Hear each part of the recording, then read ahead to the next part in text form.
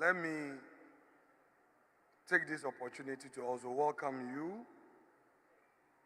into the House and welcome my colleagues, led by Dr. Atto Forson, back into this honorable chamber.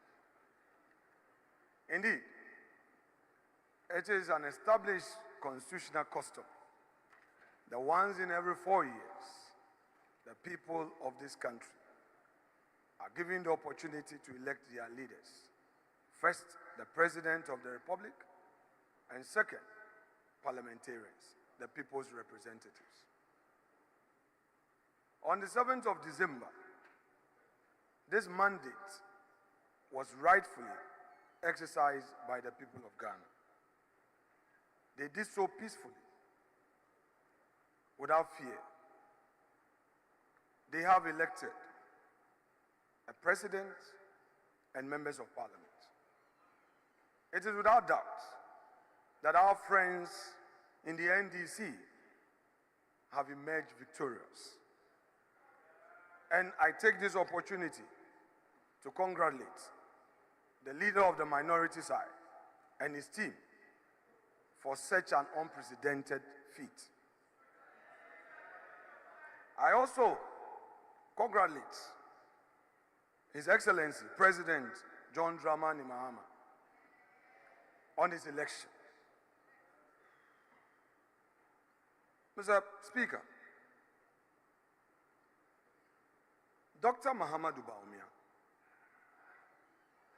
did something very unprecedented. We've never witnessed it in the history of our politics before. Relying on his own internal collation, at 9 a.m. on Sunday, he publicly acknowledged the outcome of the elections, conceded and congratulated the president-elect, who was yet to be officially declared by the Electoral Commission.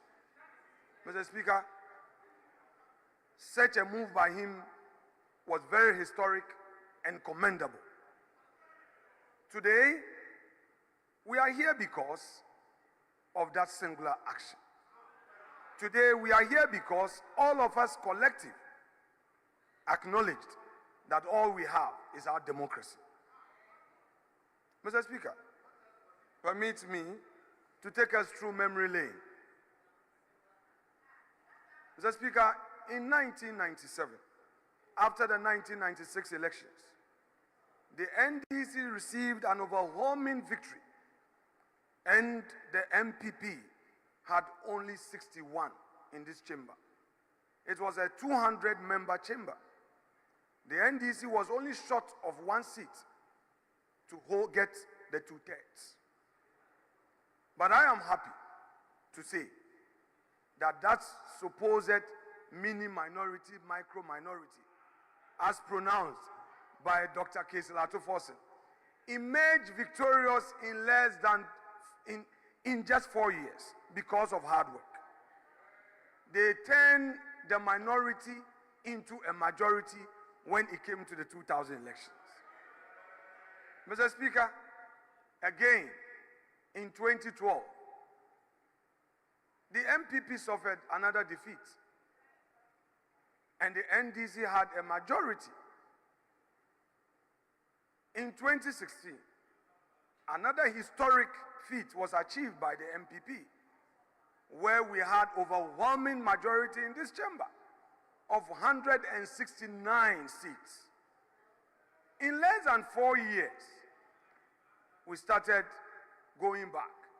And by the time the people exercised their mandate again, the 169 had reduced into 137, plus our independent who caucused with us, and we made it to 138. Dr. Forson, I have heard you.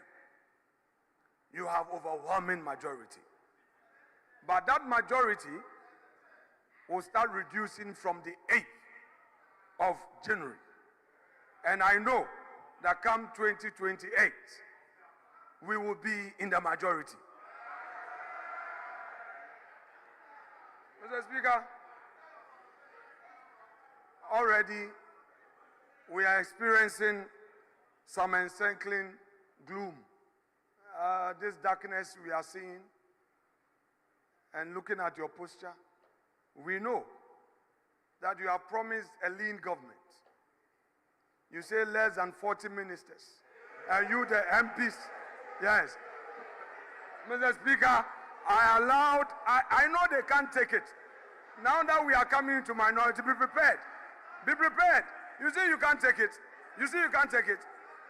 Mr. Speaker, even if your flag bearer, who is now president-elect, said 60, we are going to welcome it.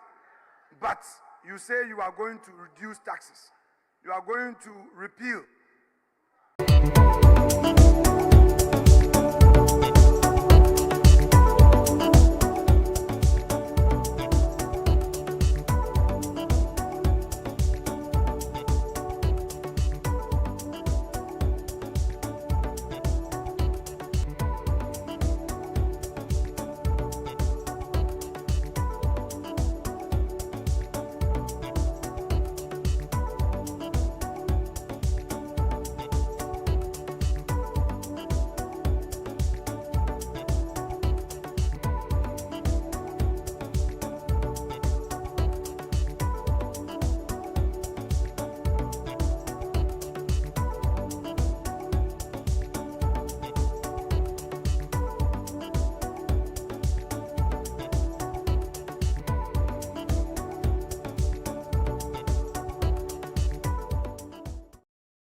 The betting tax, the e-levy.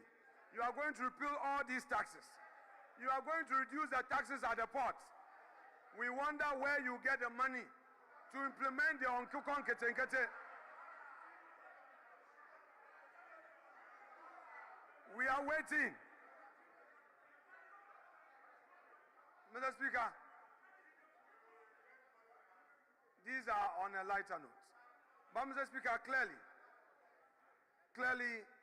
this is a time for us to reflect, particularly those of us getting into opposition. Indeed, no party can run a perfect government in this country. When you get into government, whilst you are happy to implement your policies, you are likely to make some mistakes. We concede that some mistakes were made. We concede that we couldn't have done everything perfect. The people have spoken, we've accepted it.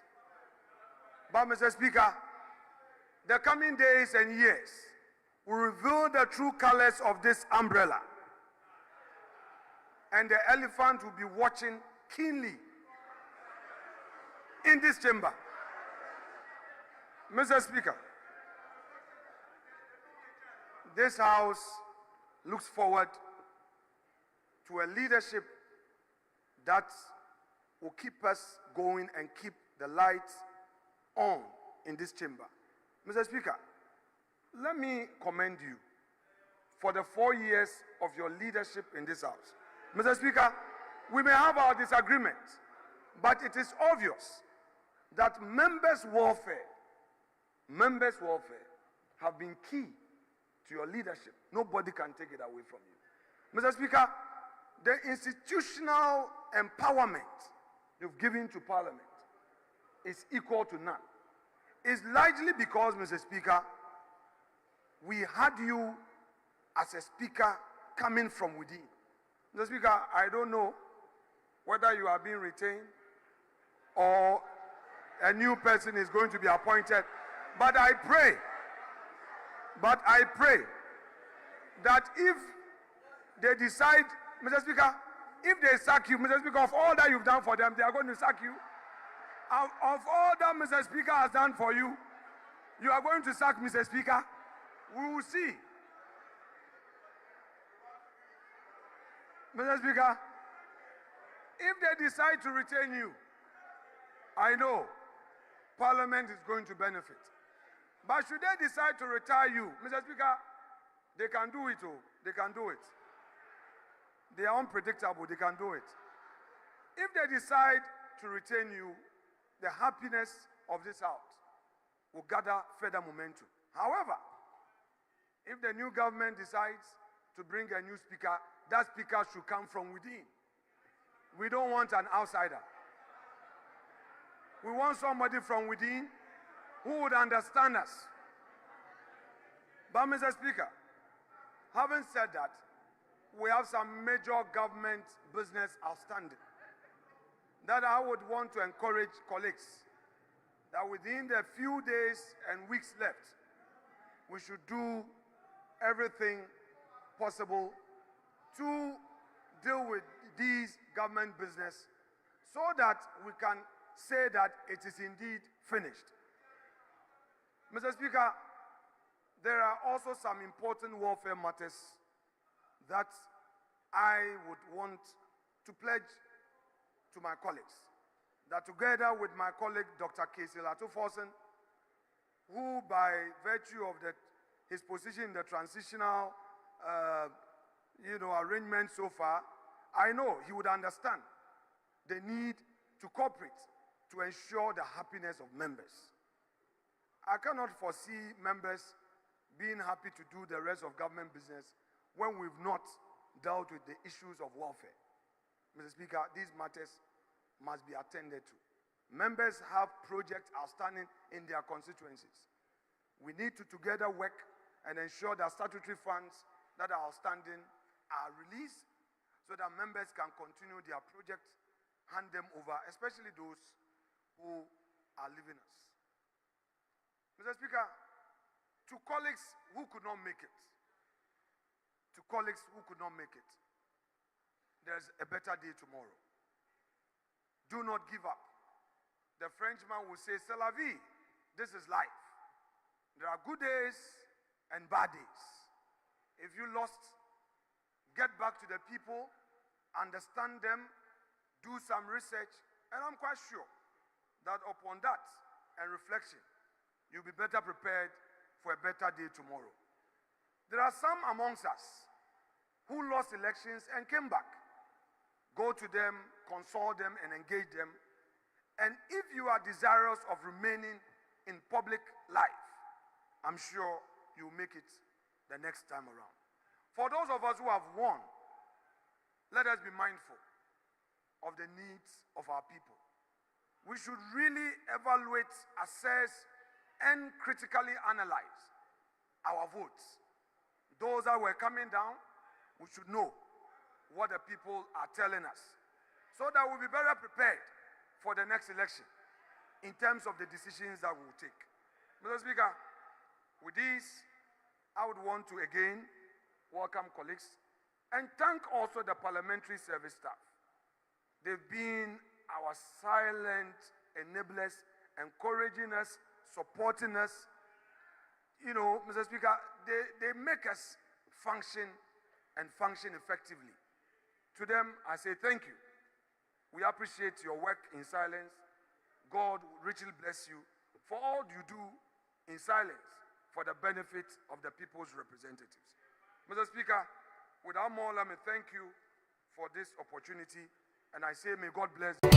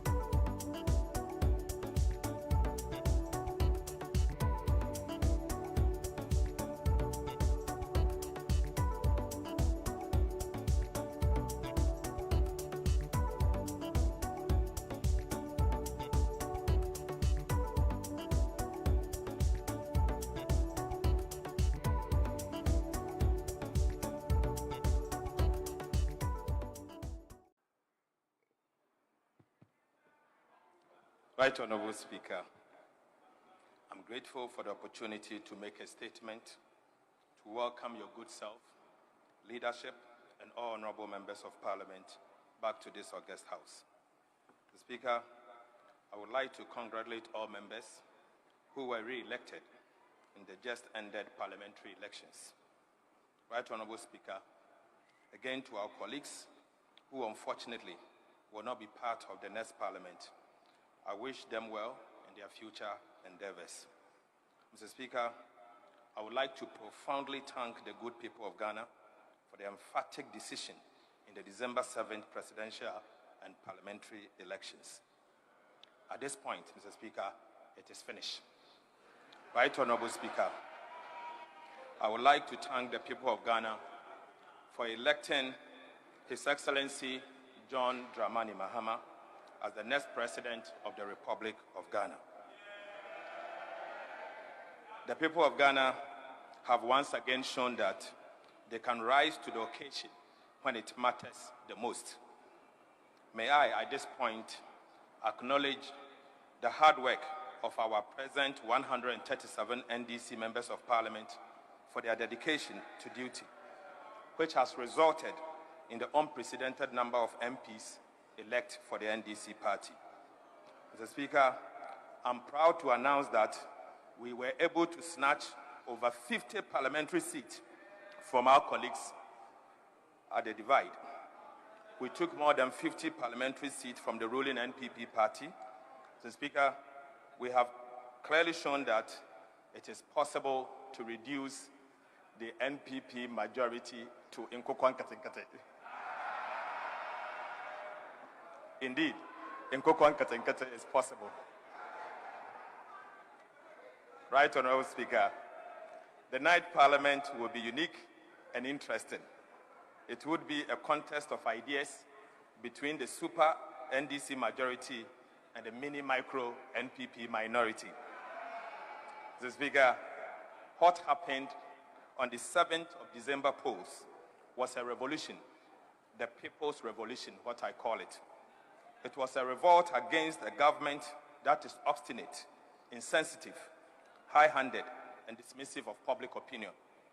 It was a revolt against a government that called people with dissenting views names, such as detractors, cynics, naysayers. Mr. Speaker, sometimes they call views of dissenting people as Sambalat and Tobias. Ghanaians have clearly shown that they cannot be taken for granted, and that when it matters the most, they will either reward those in office or punish those in office. Right Honorable Speaker, it is obvious that MPP has been punished for its poor governance, economic mismanagement, obstinacy, greed, state capture, arrogance of power, impunity, disrespect, lawlessness, and persecution of political opponents. Mr. Speaker, the lesson is that what happened to the MPP and the outgoing government is that the political class cannot and should not take the people of Ghana for granted. This calls for introspection on the part of the political class. It is also a call for deep soul searching on the part of those in leadership who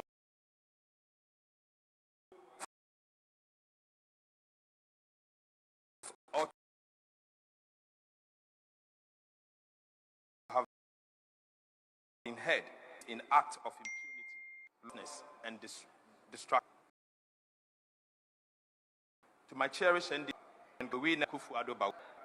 may be guided by the principles of integrity, probity, and accountability. Mr. Speaker, the time has come for us to do right by the people of Ghana at all times and to champion people-centered policies that genuinely benefit the voter and the ordinary Ghanaian, not the political class and its cronies. Right Honorable Speaker, indeed, it is finished.